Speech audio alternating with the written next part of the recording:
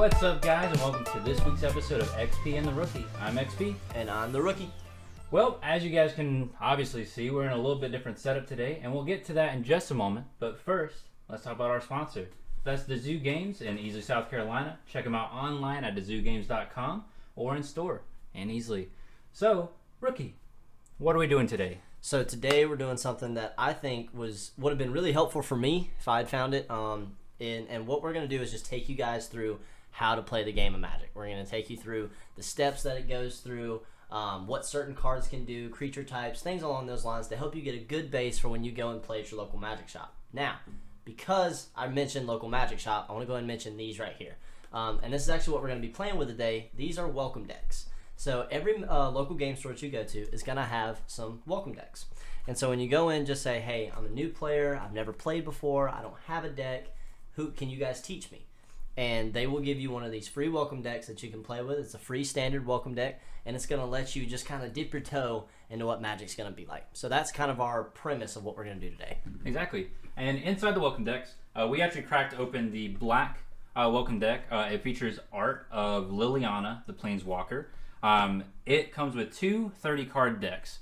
So the premise of this is that this allows you and one other person to play together and learn the game. Now, usually you would play with someone that's experienced. You may play with someone else in the shop. But another thing that's cool is it actually gives you two different colors. So the black one actually comes with a green deck and a black deck. Both are 30-card. In standard, you have a 60-card deck size. So once you play the decks a little bit, you can actually shuffle them together. And then you have a 60-card standard legal black and green deck. So Tristan and I, we're going to be playing the black and green. I'll be playing green, which is obviously my favorite color. Yep. And Tristan's kind of moving to black. So we're going to see how this goes. And we'll kind of walk through step by step, play by play on how to play the game of Magic. So we're going to switch to the other camera now. All right. So we're back here at the other camera. As you can see, our hands. So the first thing, generally, what you're going to do in a game of Magic is you're going to determine who's going to go first. So generally, what you're going to do, you're going to get some dice, or you can flip a coin, or you can just say eeny, meeny, miny, mo, whichever way. So we're going to do high roll. So we're going to roll 2d6. I got 5. All right. 8. All right, awesome. So that means that Rookie is actually able to choose who's going to go first. I'm going to choose Thomas. This way I can draw. All right. So yeah, first thing, we're going to go ahead. We've already shuffled and resolved mulligans. Or no, we haven't resolved mulligans. So we're going to deal out a 7-card hand.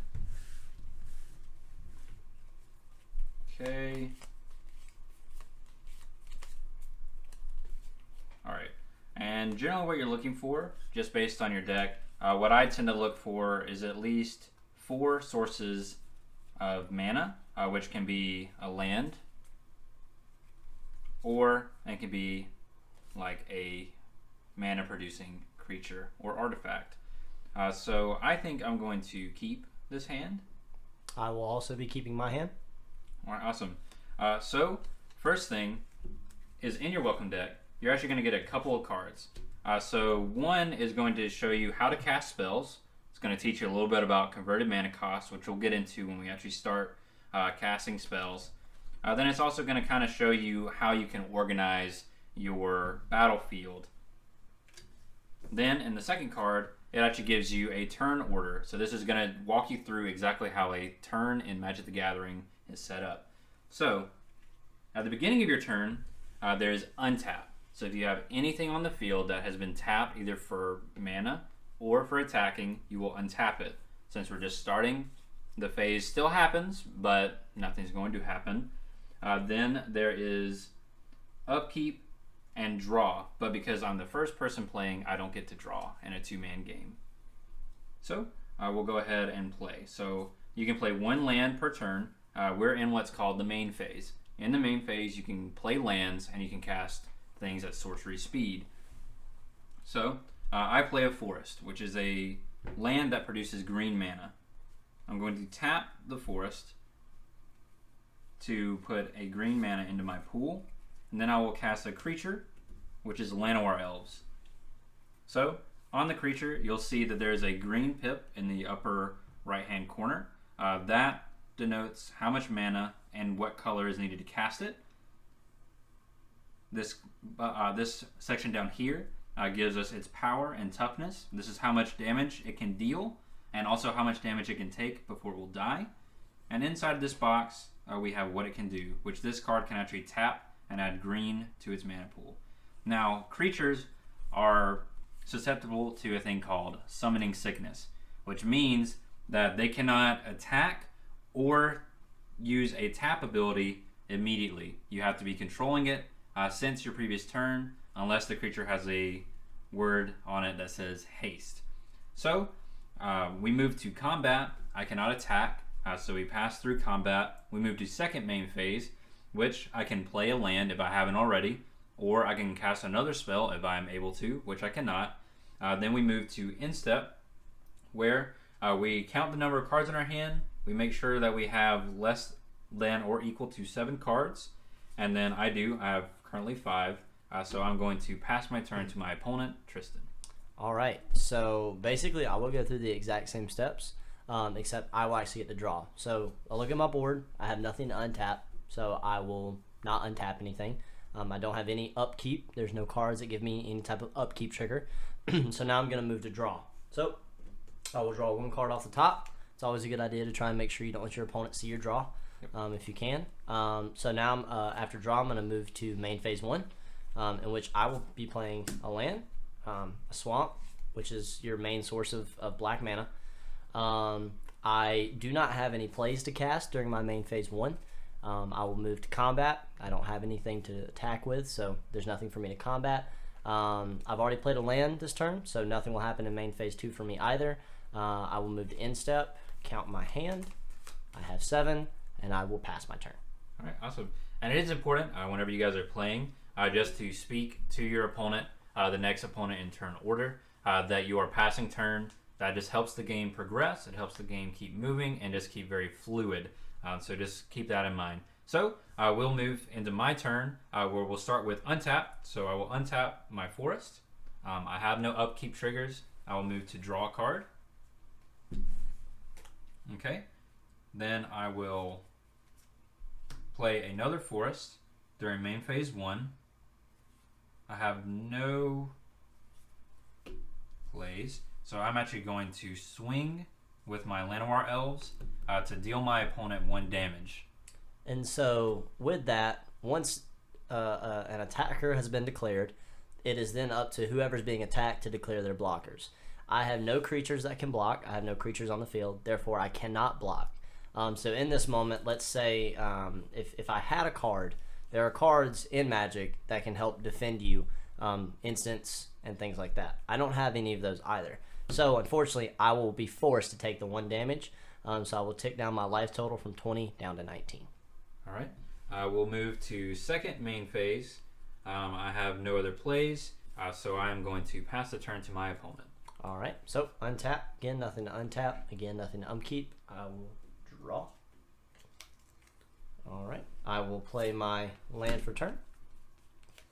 And then I will tap both of those lands, creating 2 mana to play Walking Corpse. So again, just another creature zombie. Doesn't have any other abilities other than it is a 2/2 zombie. Comes in with Summoning Sickness, so therefore I cannot attack. My mana is gone when I move into main phase 2, so I have no attacks. I will then move to instep, and then I will pass my turn. All right. I'm going to untap my Llanowar Elves. No upkeep. Draw. Okay. I'll play land for turn. Then I'm going to tap 3 lands to generate 3 green. Tap my Llanowar Elves to generate a 4th green and cast a Bristling Boar. Ooh. Okay. So Bristling Boar is a 4 converted mana cost, so it's 3 and 1 green. It cannot be blocked by more than 1 creature, and it is a 4/3. It has Summoning Sickness, so it cannot attack. I have tapped all my lands. I will go through combat, through main phase 2. I will count the number of cards in my hand, currently 4, and I will pass my turn. All right. I will untap both of my lands. I will then make sure I don't have any upkeep triggers, and I will draw my card. I will play a land for turn. Alrighty. Alright. I will then tap 2 mana so that I can play another Walking Corpse. I will then move to combat. I will actually... So here's a tip for you guys. If you look at his board, he's got a 4/3 creature. I have 1/2/2 creature. He will block and kill this creature, and I will get no use out of it. So therefore, what I'm going to do is move into second main phase. I have nothing to cast, and therefore I will pass turn. So at the start of my turn, I'll move to untap. Go to upkeep. I'll draw for turn. I'll play my land for turn. Then I will move to combat, and I'm going to swing my Bristling Boar at Rookie. So, unfortunately, if his board did not have that line of text under it, I could block with both of these corpses, kill it and the 2 corpses, and not take any damage. However, he has that line of text where it says it can be blocked by more than 1 creature. So I have a choice to make. I can either not take the 4 damage and lose a creature, or I can take the 4 damage and keep both of my creatures up. And I am going to not take the 4 damage and lose one of my creatures, as I will declare a Walking Corpse block. Okay. So Walking Corpse will die. Yes. And then I will not take any damage. All right. All right. So during second main phase, I don't have any plays, and we'll move to instep. Now, what is important is that my Bristling Boar sustained damage during combat. It took 2 from the power on his other Walking Corpse. So essentially it had 1 health remaining. At the instep, all of your creatures will heal. So my Bristling Boar regains its 2 that was lost, so it now returns to being a 4/3 as I pass the turn to my opponent Rookie. Alright, I will untap. No upkeep, so I will draw. I will play my land for turn.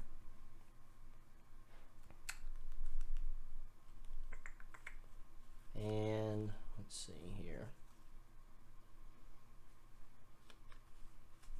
Going to decisions. That's the hardest part of this. Yeah, actually, this is a smarter play. I will tap 4, so I can play Skeleton Archer. Whenever it enters the battlefield, it's going to deal 1 damage to any target. I'm going to deal 1 damage to the Bristling... Well, actually, I'm going to deal 1 damage to the Llanowar Elves, so I can take away his Mana Rock. So the Llanowar Elves will die. Now, important note there. So a Mana Rock is an artifact that deals, or that will generate mana, and a Mana Dork is a creature that will generate mana. So that's just a little bit of like Magic player slang. There you go. I still mess up with some of that every now and then. So I'm tapped out. So then I will move to my combat, and I will swing at the XP with the Walking Corpse. All right. And an important thing to note: only an untapped creature can block. So my Bristling Boar, since it attacked last turn and is tapped, I have no blockers, so I will be taking 2 and going down to 18. And then I will move into my main phase, or my second main phase, excuse me. I again am tapped out, which is just what you'll say whenever you don't have any mana. You've been tapped out. Therefore, I will move to my instep. Count the cards in my hand. I only have 4, and I'll pass the turn to my opponent. All right. All right. We'll move to untap. My Bristling Boar. Upkeep. Draw. Okay. I'll play land for turn. Rookie does not know what he did, because I needed that. So I'm going to... It's always a good feeling when you mess up a green player's mana, guys. Oof. It won't be once I find it. I'm going to cast Urzine Champion. Okay. Urzine Champion is a 2 mana, 2/2. It's 1 and a green for a 2 power, 2 toughness creature. It has an activated ability, which will be noted by a cost followed by a colon, and then the ability. It is 5 generic mana and 1 green. Urzine Champion gets +3/+3, and becomes a Bear Berserker until end of turn. Activate this ability only once each turn. So what that means is, this is a little complicated, but Urzine Champion is a human Berserker creature type. With that ability, it gets +3/+3, so +3 power, +3 toughness, essentially making it into a 5/5, and becomes a Bear Berserker, which means its creature type changes from human Berserker to Bear Berserker until the end of the turn. And then I can only activate it once each turn, so that means if I had the mana to activate it multiple times, I can still only activate it once. Now I'm going to...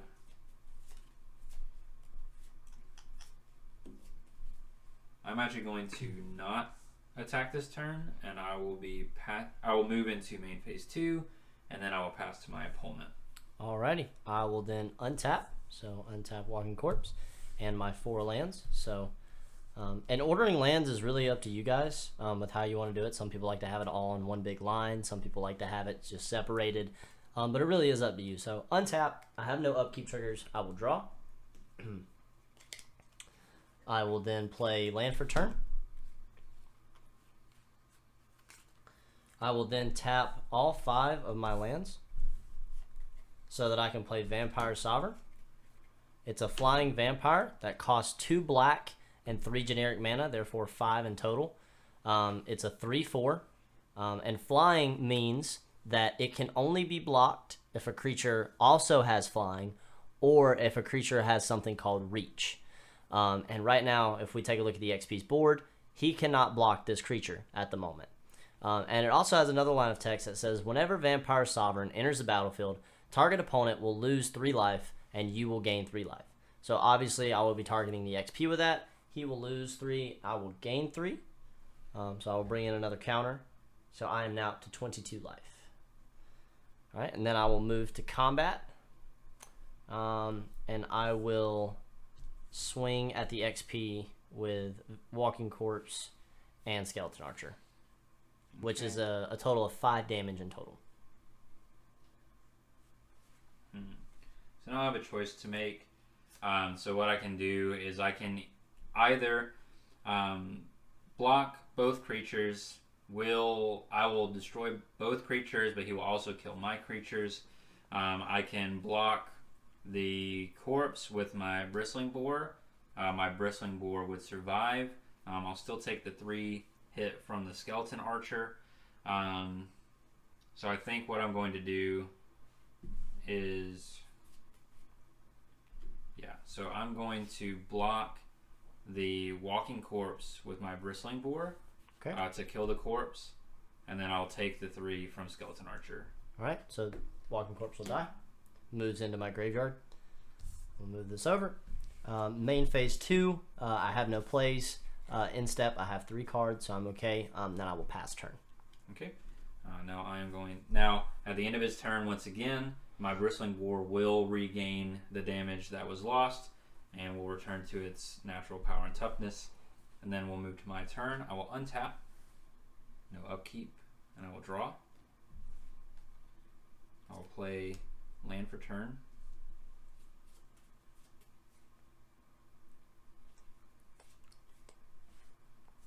Okay.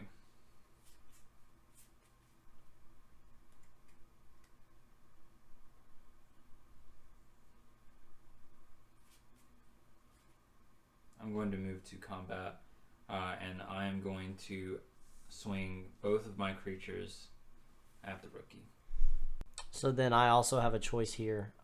If I choose to block with my Vampire Sovereign, I will be able to kill his Bristling Boar. However, I will lose a 3/4 flyer, which is a very valuable creature to have, especially when he only has 12 life left. So I will take the 6 damage. Okay. So I will move down to 16. Alrighty. So moving into my second main phase, I'm going to pay 6, and I'm going to cast Aggressive Mammoth. So Aggressive Mammoth is a 6 mana 8/8. It is a creature elephant. It has trample, and it also grants my other creatures trample. Now what trample does is, specifically what it says in its text is, this creature can deal excess combat damage to the player or planeswalker it's attacking. Meaning, when I swing at the rookie, if he blocks with a creature that has toughness less than the damage that I am dealing, I can have that excess damage go through and hit him. So, Aggressive Mammoth has trample naturally, but it also grants my other 2 creatures trample as well. So now all my creatures have it. We'll move into my end step, where I have 2 cards, so I do not need to discard 2 hand size, and I will pass my turn to my opponent. All right, so I'm in a very compromising situation now. I'm going to untap and try and save my butt from getting destroyed by an Aggressive Mammoth. Untap, no upkeep triggers, so I will then move into draw. All right, I will then be playing land for turn. Now I have a decision.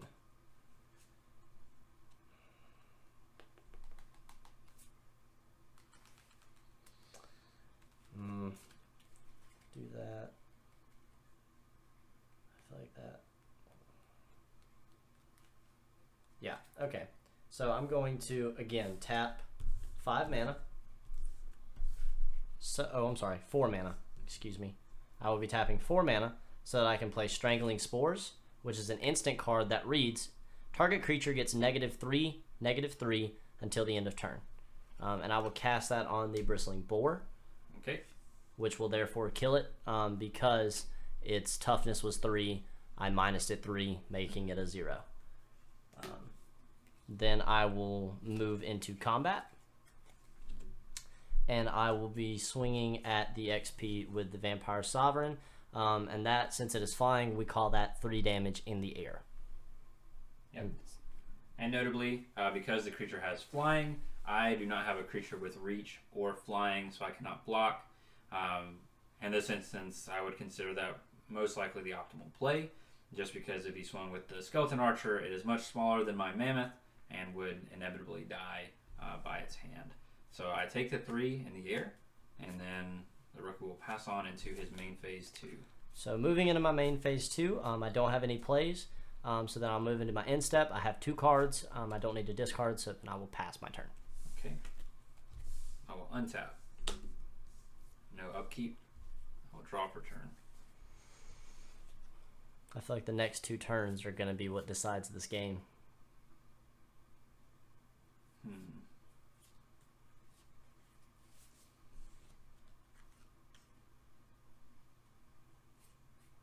So I'm going to move directly into combat, and I'm going to swing at the rookie with both of my creatures. Ooh. I will use my Skeleton Archer to block the Ursine Champion to therefore kill it. Okay. He is declared a blocker. So in combat, there are phases within it. So there's the declare attackers, where you declare what creatures are attacking, what they are attacking. In this case, I declared both my creatures and I declared them attacking the rookie. He declares his blockers to determine which of his creatures will stop mine. Now, I get a chance to respond to this, so if I have anything that can assist me in this time, I can activate it. And Ursine Champion has an activated ability where I can pay 6 mana to pump it to get +3/+3 until end of turn. It appears that the rookie forgot about that part. So my Ursine Champion will become a 5/5 that still has trample. So my Ursine Champion will survive. It will take 3 damage from his archer. He will block 3, but he will take 2 in trample damage and then an additional 8 from the mammoth. So he will take a total of 10 damage in that combat. Moving me down to 6 life total. All right. Move to second main phase. And I will pass my turn to my opponent. All right. Untap. Man, what a turn. Untap. Keep and draw. All right. So since this is until end of turn, this card is now a 2/2 again. That is correct. Okay. Therefore, I'm going to pay 4 to cast Strangling Spores on it. Oh my goodness. So that I will kill it. This is the same spell that I used to kill his Bristling Boar. So that will move it. So now all he has is that Aggressive Mammoth. However, I have no other plays. I will move into combat. I will swing at the XP for 3 in the air. All right. I'll take the 3 in the air and move to 6. And then I will pass turn. All right. I will untap. No upkeep. I will draw. Let's see.